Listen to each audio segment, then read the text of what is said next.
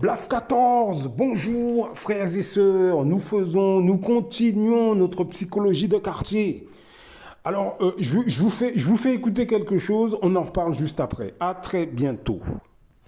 Petite vidéo en mode ras-le-bol, fatigué. Là, je viens de raccrocher avec l'avocat d'un de nos bailleurs sur un des sites qu'on exploite. Et je vous assure que vous avez des échanges qui sont juste surréalistes. Vous avez des situations surréalistes. Et quand ce n'est pas avec une telle partie prenante, c'est avec l'administration. Vous vous retrouvez là à voir l'administration sur le dos. Pourtant, vous êtes juste là pour apporter un peu de valeur. Vous avez vu un secteur, des opportunités, vous saisissez ces opportunités-là afin d'apporter de la valeur en fait aux personnes locales, créer des emplois parce que quand vous avez une telle structure que vous embauchez, bah forcément, c'est des familles en fait que vous nourrissez derrière. Vous imaginez, vous avez une dizaine de collaborateurs, bah, c'est des familles entières qui vivent grâce à des activités que vous avez mis en place. Mais sauf que ce n'est pas la priorité en fait, ce n'est pas ça l'essentiel pour certains. Les gens s'en foutent de ça. Que vous soyez en fait en train d'apporter de la valeur, que vous soyez en train d'embaucher, que vous soyez en train de développer le tissu économique local, on s'en fout. Vous avez l'administration qui vous met les bâtons dans les roues, la mairie qui passe, qui vous embête, point oui ou point non. Vous avez beau avoir tout verrouillé, mais non, jusque-là, en fait, ça ne passe pas. On trouve des motifs parce que les gens, ils ont soif, ils ont besoin d'une bière, ils viennent vous emmerder toutes les 2 secondes. Quand ce n'est pas ça, c'est côté impôt, on vous demande si ça, vous vous conformez, mais non, en fait, il y a toujours des demandes qui sont un peu farfelues, vous savez. Et heureusement, quand vous connaissez en fait vos droits, vous connaissez en fait ce qu'il faut, quand vous êtes en règle, certes, vous évitez certaines situations. Ça vous évite en fait d'ouvrir votre porte-monnaie à tout bout de chemin. Parce que oui, c'est ça la conclusion. Et c'est épuisant, je vous assure. Et comme si ça ne suffit pas, vous avez également en fait les parties comme le bailleur qui vous fatigue. Quelqu'un vous loue un site, en fait, il vous donne un site, vous louez ce site-là, vous avez versé votre loyer, vous avez un contrat, vous avez tout qui est en bonne et due forme.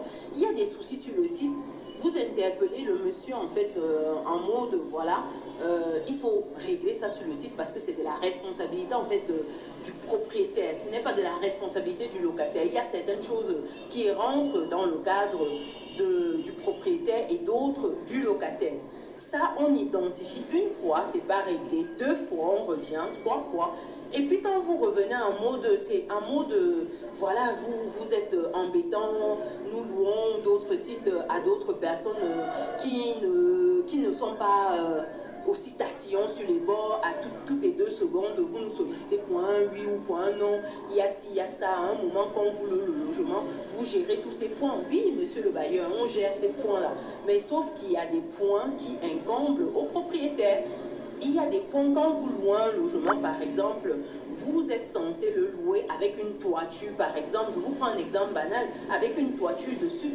Si la toiture n'est plus dessus, il y a un problème, par exemple, c'est de votre responsabilité de vous assurer qu'il y a une toiture, même s'il y a eu des intempéries, des choses comme ça. Vous faites jouer votre assurance et si vous n'en avez pas une, vous vous en occupez personnellement parce que malheureusement, sur place, en fait, beaucoup c'est des notions inexistantes, j'en sais rien, mais c'est des notions inexistantes pour beaucoup de propriétaires.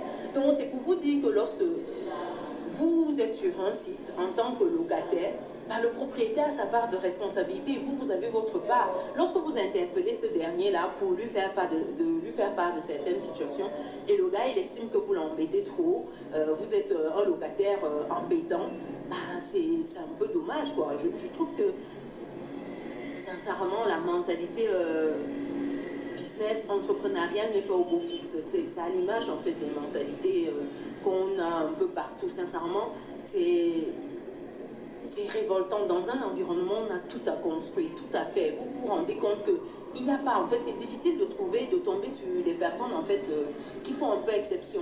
Vous avez l'impression que tout le monde est moulé pareil. C'est la même racine, c'est la même résultante partout. Mais c'est épuisant, je vous assure. Et au-delà de ça, quand vous laissez un peu cet aspect-là, vous avez des collaborateurs, vous arrivez sur le site qui font du n'importe quoi. Vous demandez que ce soit peut-être sur le chantier ou alors des collaborateurs côté clientèle, en fait, service client, qui vous font n'importe quoi. Vous avez des logements, c'est pas nettoyé. Par exemple, vous arrivez, il y a des clients qui doivent rentrer dans les logements qui sont meublés, mais c'est pas nettoyé. Quand vous vous rassurez en amont de demander est-ce que ça a bien été nettoyé, les collaborateurs vous disent oui, parce qu'ils se sont entendus une espèce de mafia où ils se soutiennent, dans la bêtise, j'ai envie de dire. Ils vous disent oui, vous vous retrouvez là, il y a un client qui arrive. Vous avez échangé en amont avec le client parce que oui, ce client-là, vous l'avez eu directement. Et puis, le gars, il arrive, il vous appelle, il vous dit, mais en fait, vous vous foutez de ma gueule, quoi. Enfin, en mode un peu plus poli, mais en d'autres termes, c'est clairement ça. Il vous dit, mais comment se fait-il que vous me dites que le logement est bon, c'est ok, on arrive, c'est sale, c'est à ce moment-là que le collaborateur est en train de nettoyer sous nos yeux. Et vous imaginez bien que dans votre tête, vous pétez un câble, vous vous dites, mais non, c'est pas possible, il ne peut pas nettoyer, les logements sont propres. Non, non, madame, c'est pas propre du tout. Et lorsque vous avez le collaborateur en ligne, c'est des excuses. Non, madame, je comptais le faire avant, je comptais venir un peu plus tôt, j'ai eu une course urgente. Bref, c'est un niveau d'excuses terrible. Qu'est-ce qu'on fait lorsqu'on est face à des situations comme ça? Qu'est-ce qu'on fait sérieusement? Dites-moi, chers résilients, vous, à la place de ces entrepreneurs, parce qu'on est souvent très prompte à tirer, à dire que voilà, les entrepreneurs ne respectent pas ci, ne font pas ça. Mais imaginez-vous, une personne qui arrive, qui prend ce niveau de risque, parce que investir autant d'argent, et que vous avez des collaborateurs qui s'en foutent en fait, qui font ce qu'ils veulent, comment vous réagissez face à ça?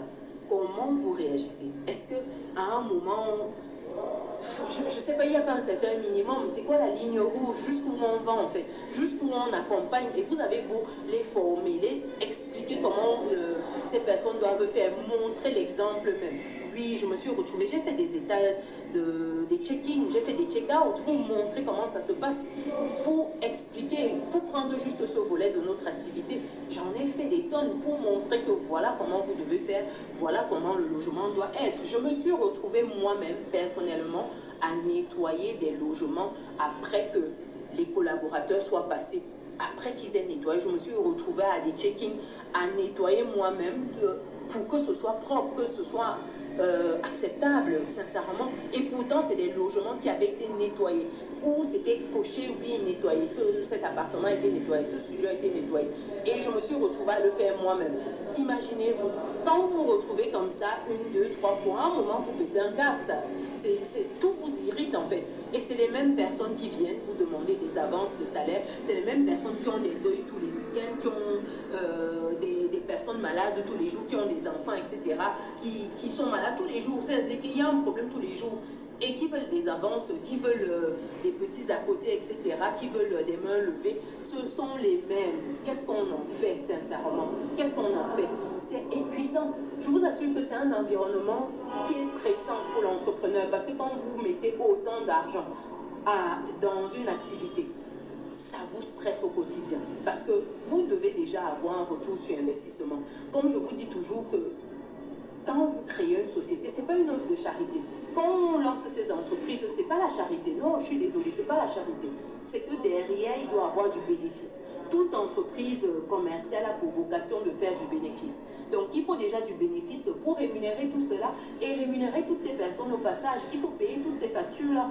Peut-être parce que le collaborateur il va se dire que oui, voilà une nuitée qui rentre à 30 000 francs CFA, voilà une seconde nuitée à 20, 25. Et lui, il fait le calcul, il fait le raccourci, il se dit que bon, voilà, s'il y a X nombre de nuitées qui rentrent, il y a ci, il y a ça. Ça veut dire que le promoteur, en fait, se met plein les poches. Et même si c'était le cas, est-ce que c'est vous qui prenez le risque? Est-ce que c'est vous, collaborateur, qui prenez le risque? Non, non, du tout. C'est l'entrepreneur. À un moment, il faut rémunérer le risque. Oui, il faut rémunérer ça.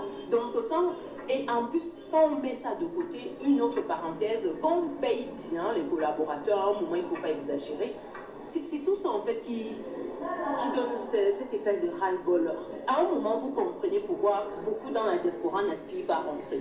Oui, quand j'échange avec certains, ils me disent pour rien au monde chimène, je ne rentre au pays. Que ce soit où je suis actuellement ou d'autres pays, en fait, le Bénin, le Congo, etc. Non, ils te disent pour rien au monde, tant que la situation sera comme elle est, là où il y aura en fait ces niveaux, je ne sais pas, de mentalité, ces niveaux de manquement administratif, ces niveaux de flou. C'est-à-dire que la situation d'embuscade, vous avez l'impression qu'on vous tend des embuscades partout. Tant qu'il y aura cela, beaucoup disent qu'ils ne rentreront pas. Non, quand il y aura certains dirigeants, etc., beaucoup ne rentreront pas. On peut se dire que oui, ils exagèrent, qu'il va venir changer les choses, mais lorsque vous êtes sur le terrain, sincèrement, je vous assure que vous avez de quoi dire que oui, je vous comprends. Oui, je comprends la situation. Vous avez entièrement raison de penser comme ça. Vous pouvez comprendre ça. Que vous soyez d'accord ou pas, vous l'entendez quand même, parce qu'il y a des choses qui vous révoltent profondément. Il y a des moments où vous vous dites, mais non, j'arrête tout ça. Mais non, j'arrête d'investir, en fait, je ferme toutes ces structures-là, et puis, basta, on retourne à notre vie pépère. Sincèrement, il y a des moments où vous vous dites, mais pourquoi se donner tant de mal pour des gens souvent qui n'apprécient pas ou qui s'en foutent et qui sont en mode au jour le jour, qui ne veulent pas en fait quelque chose de durable. Les gens veulent manger tout de suite. Les gens s'en foutent en fait que vous soyez dans une dynamique, dans une vision où vous êtes sur la durée, où vous dites à quelqu'un que ok, tu commences comme ça, voici la vision que j'ai pour toi, voici la vision que j'ai pour la structure. Si on est dans la même longueur d'onde, on va arriver à des dimensions inimaginées. Les gens n'ont pas ce niveau de réflexion. Et quand bien même vous attirez leur attention, ils vont vous dire que oui, madame, oui, c'est parce que vous n'avez plus faim, vous savez quand on a encore faim, quand on a encore des factures basiques à payer, on ne pense pas comme ça. Non, mais non, à un moment, il faut arrêter. Ça n'a rien à voir à un moment. C'est juste de se dire que où est-ce que je veux aller à un moment. On peut se serrer la ceinture pour un temps, sachant que c'est le temps en fait de voir la graine qu'on a mis en terre germer. Oui, ça peut être ça. Pourquoi certains ne sont pas dans cette dynamique? Vous pensez que tous ces entrepreneurs à succès là ont commencé et ils étaient millionnaires, milliardaires? Non, ça a demandé du temps, ça a demandé du travail, ça a demandé de l'endurance, de la consistance, ça a demandé d'être résilient, ça a demandé beaucoup de travail intelligent et acharné au quotidien.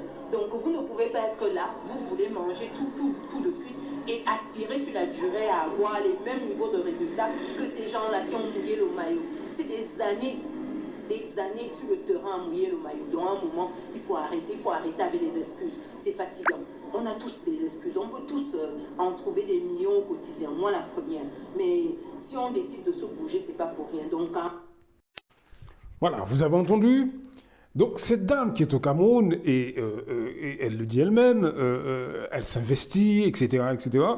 Voilà, ben, voilà comment ça se passe. C'est pour vous dire, mes frères et sœurs, c'est pour vous dire que oui, colonisation, esclavage, etc., il n'y a pas de problème. Mais entre nous, il y a des gens qui ne voient pas les choses comme ça. Eux se servent de esclavage, colonisation, etc. Ils mettent ça en avant, mais en fait, tout ça les arrange. C'est ça que j'essaie de vous dire. Et il faut que nous observions de près ces personnes. Il faut, non pas pour aller se battre avec eux, mais nous devons parler de ce problème. Des gens qui font semblant.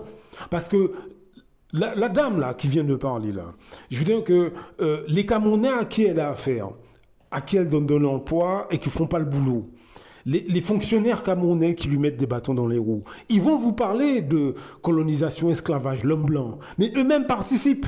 C'est ça que j'essaie de dire dans mes audios. Donc ouvrez l'œil et parlez de ce problème. Parlez de ce problème.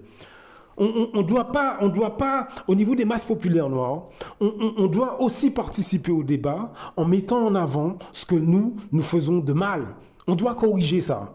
Notre psychologie doit changer. À très bientôt.